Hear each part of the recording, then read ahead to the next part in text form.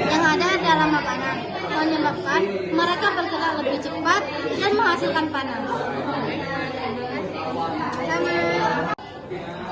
Perlindungan perimeter itu adalah merujuk pada langkah-langkah atau sistem yang diterapkan untuk melindungi batas fisik atau wilayah tertentu dari ancaman eksternal. Ini sering digunakan dalam konteks keamanan untuk menjaga area tertentu tetap aman dari akses intrusi yang tidak sah. Ada beberapa yang mencakup berbagai metode seperti pagar atau dinding, dua sistem pemantauan atau CCTV, yang ketiga sensor atau detektor, dan yang keempat pencahayaan keamanan, dan yang terakhir petugas keamanan. Bagaimana? Baik, dapat dimengerti. Kenapa gelombang mikro bisa menyebabkan panas yang tidak merata? Karena cara kerja gelombang mikro dalam memanaskan bahan, terutama makanan, berbeda dengan cara pemanasan konvensional. Contohnya, 1. Interaksi dengan molekul air, dan 2. Distribusi gelombang mikro yang tidak merata. Yang ketiga, efek dari titik hotspot dan cold spot. Yang keempat, jenis dan bentuk makanannya. Baik, saya dari kelompok inframerah. Di sini saya akan bertanya, yaitu apa efek gelombang mikro terhadap kesehatan manusia? Baiklah, saya izin menjawab. Ada beberapa efek gelombang mikro terhadap kesehatan manusia. Yang pertama, pemanasan jaringan tubuh. Kedua, efek termal. Yang ketiga, paparan jangka panjang. Yang keempat, gangguan pada fungsi sel. Dan sebagai contoh, oven microwave memiliki pelindung yang mencegah gelombang mikro bisa keluar, dan ponsel juga memiliki pedoman tertentu terkait tingkat radiasi yang dapat dipancarkan. Oke, terima kasih. Kak, gelombang mikro itu terlihat enggak? Contohnya di penerapannya di kehidupan sehari-hari apa, Kak? Bisa kalian lihat di sini. Ini contoh di kehidupan sehari-hari. Prosesing di bidang kesehatan, bidang telekomunikasi, dan bidang pendidikan. Kalau di kesehatan apa, Kak? Hah? Kalau di bidang kesehatan contohnya apa? Gelombang mikro digunakan untuk mengobati pasien penderita kanker atau tumor. Hal ini biasa disebut sebagai hipertermia. Ada bidang kesehatan itu untuk mengobati. Bentuk cara dia mengobati itu kayak mana?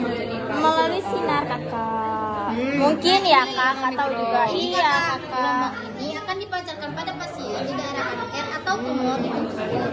Kemudian, tumor akan menyerap gelombang mikro dan terjadi efek pemanasan, sehingga terjadi ekstasi atau begitu, Kakak. Oke, teman saya akan bertanya. Puas? Puas, Kak. Teman saya akan bertanya ya, guys. Awal mula gelombang mikro dibentuk gimana? Bisa kalian lihat sendiri. Di sini ada pada tahun 1945, Percy Spencer, seorang seniman Amerika yang bekerja di Raytheon, sedang menggunakan teknologi radar saat dia menemukan efek tak terduga dari gelombang mikro. Ketika dia berdiri di dekat magnetron, sebuah perangkat yang menghasilkan gelombang elektromagnetik frekuensi tinggi. Dia melihat sebatang coklat di sakunya meleleh. Kenapa dinamakan gelombang mikro, Kak? Nggak tahu. Kenapa ya? Apa dinamakan gelombang mikro? Karena panjang gelombangnya yang sangat pendek, yakni lebih pendek dari gelombang radio, tetapi lebih panjang dibandingkan dengan radiasi inframerah. Oh, begitu ya, Kak. Oke, Iya. Kak. Terima kasih ya, Kak. Ya, Udah. dadah. Saya mau bertanya, apa itu radioterapi dan cara kerjanya? Radioterapi adalah pengobatan kanker yang menggunakan radiasi ultraviolet. Cara kerja radioterapi yaitu sinar radio dipancarkan pada area tubuh yang terkena kanker. Dua, radio rusak yang sehingga sel tersebut mati atau sel berubah. Itu semua kanker. Ya, untuk menyembuhkan kanker yang ada di tubuh. Oke, terima kasih. Itu pernah tidak terdeteksi. Kan ini kan ada yang bilangnya terdeteksi, ada tampilannya tuh di hitam nggak abu. Apa pernah ada ditampilkan? Maksudnya pernah dak ditampilkan gitu nah, pernah dak terdeteksi. Iya, pas ngeronsennya tuh. Pasti pernah ya. Mungkin kalau misalnya sinyalnya itu atau mesinnya rusak, mungkin itu bisa tidak terdeteksi. Apabila terdeteksi, misalnya di sini ada sakit atau Bejolan-bejolan gitu. kan bisa dilihat dari sini gitu, apakah sehat atau tidak. Jadi kalau misalnya tidak terdeteksi mungkin bisa karena mesinnya rusak mungkin. Jadi itu ya. Itu nggak ada kesalahan teknis apa? Kalau itu kan kesalahan teknis itu berasal dari kesalahan teknis itu pertama bisa dari mesin yang rusak, yang kedua dari perawatnya juga yang kemet bisa jadi faktor dari kesalahan teknis. Oke, terima kasih kakak. Ya, bye guys. Jadi sinar matahari itu kan bisa menyebabkan tanda penuaan. Apakah ada cara untuk menguranginya dan apa cuma sinar matahari aja yang bisa bikin tanda penuaan? Itu kak, saya jawab.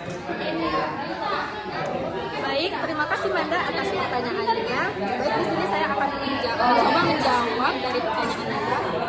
Nah, yang pertama itu cara mengurangi ya. Nah, cara mengurangi tanda-tanda penuaan itu tidak hanya muncul dari sinar ultraviolet saja. Kuning banget guys. Terus Nah, itu juga bisa dari beberapa faktor ya teman-teman, selain pola makan atau pola hidup yang lainnya, bukan hanya dari sinar ultraviolet.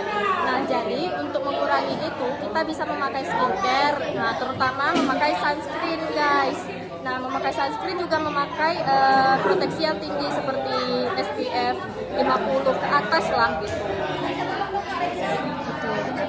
oke kak, terima kasih Naya. Bye bye. Sama. Tadi saya tampak ada materinya tentang laser dan juga laser itu bisa untuk mengobati tumor. Apakah bisa laser itu mengobati tumor yang sangat besar? Tentu saja bisa. Tapi kalau tumor berukuran besar ini dapat menekan saraf dan pembuluh darah atau mengganggu fungsi organ. Jadi perawatan laser untuk tumor melibatkan penggunaan sinar cahaya yang kuat untuk memotong, membakar, dan menghancurkan jaringan abnormal. Berbagai jenis laser digunakan tergantung pada jenis jaringan dan kedalaman yang dibutuhkan. Jadi sesuai lasernya ya. Sesuai laser. Misalnya laser karbon dioksida yang menargetkan permukaan kulit dan digunakan untuk kanker kulit stadium awal. Sedangkan laser NDIAG dapat mencapai jaringan yang lebih dalam seperti dalam kasus kanker tenggorokan dan tumor. Apakah pernah sinar laser ini membunuh orang? Tentu saja pernah. Karena dalam kegagalan operasi. Jadi ada bahayanya. Oke, terima kasih. Di sini kan ada dampak negatif dari inframerah. Terus di sini juga ada mereka memiliki banyak manfaat dan aplikasi dalam berbagai bidang. Bidang apa saja? Baik, saya akan menjawab. Dampak negatifnya baik ada dalam bidang kesehatan, dalam bidang keamanan, dalam bidang bahkan di sekitar lingkungan dan juga itulah sekian terima kasih. Dampak di kesehatannya apa di bidang kesehatannya? Contohnya? Dampak di bidang kesehatannya itu dapat mendeteksi panas dari tubuh manusia. Dengan tubuh manusia itu kan memancarkan radiasi inframerah yang dapat dirasakan sebagai panas. Itu ya kak, seperti demam. Ya, seperti demam.